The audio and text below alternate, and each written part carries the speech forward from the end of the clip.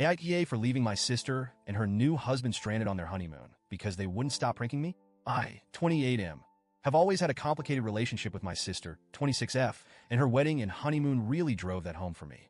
Let me explain, and maybe you all can tell me if I'm being unreasonable here. So, my sister has always been the prankster in the family. Growing up, it was one thing after another. From hiding my school stuff to putting food coloring in my drinks, she always thought it was hilarious to mess with me. I'll admit, I usually went along with it.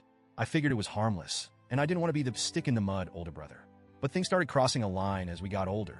Pranks got bigger, sometimes embarrassing, sometimes actually inconvenient, but I usually just brushed it off. Flash forward to her wedding. She asked if I'd drive her and her new husband to the cabin they'd rented for their honeymoon. The cabin was a few hours away, and since she didn't want to rent a car, she figured I could be their chauffeur, and in her words, it'd be a way for me to contribute without spending money on a gift. I'm not made of cash, so I thought it sounded like a fair deal. But then, the wedding day happened, and honestly, the prank started getting to me even then. I was part of the wedding party, and she made me wear a ridiculous pair of glasses for a few photos. Guess what? Every picture had them. I even got pied in the face during the reception for laughs. So, by the time the honeymoon road trip came around, I was already feeling a bit exhausted by her humor.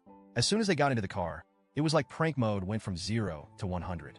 First, they accidentally switched my GPS to French. Not a big deal, but I had to pull over to fix it. Then, they hit my phone while I was pumping gas, and I spent a good 10 minutes looking around the car. When I finally found it in the glove compartment, they were in the back seat, practically crying with laughter. "Come on, man. Can't you take a joke?" they kept saying. But it was a 3-hour drive, and I was getting frustrated, especially because it was just non-stop from there. The radio stunts were next, flipping to random static and bizarre stations. I'd change it back, and 2 minutes later, it was some creepy talk show or foreign music. "Just relax," they kept saying. "It's supposed to be funny." But it was hard to enjoy when I was constantly on edge, wondering what was coming next. When we finally made it to the cabin, I was more than ready to say goodbye. But they wouldn't let me leave right away. "Come inside, check out the view," they insisted. And look, I love my sister, so I thought, fine, I'll go in, have a snack, and then I'll be out of here. I went inside, they showed me the view, gave me a drink, and all seemed well for about 5 minutes. But when I got ready to leave, my keys were gone. I asked them, "Hey, did you see where I put my keys?" But they just gave me these innocent looks and said, "Maybe they're in the couch cushions?" So I start looking. I must have spent nearly 45 minutes turning that cabin upside down while they just sat there practically rolling on the floor laughing. When I finally found my keys taped under the table, I lost it a little and said, "I'm out. This has gone way too far." On my way out, they sprayed silly string all over my car. I kid you not. I cleaned that car before the trip, and now it was covered. I yelled back, real mature, but they just laughed harder and said, "Lighten up, dude. You're so uptight." I finally got in my car and started the drive back.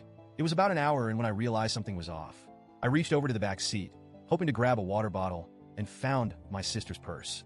And right next to it, my brother-in-law's phone. It hit me that they left all their essential stuff in my car. For a moment, I thought about turning around, but I was done. Totally drained, both emotionally and physically. I figured if I went back, it would just be more pranks and more hassle. I wanted nothing more than to be home.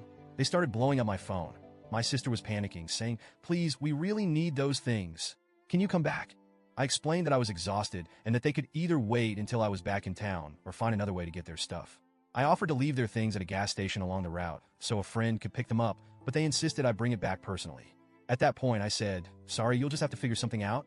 They managed to get a friend to drive it to them the next day, and I didn't hear anything until later. Now, my sister's mad. She says I ruined the start of their honeymoon by being too sensitive and not being able to take a joke.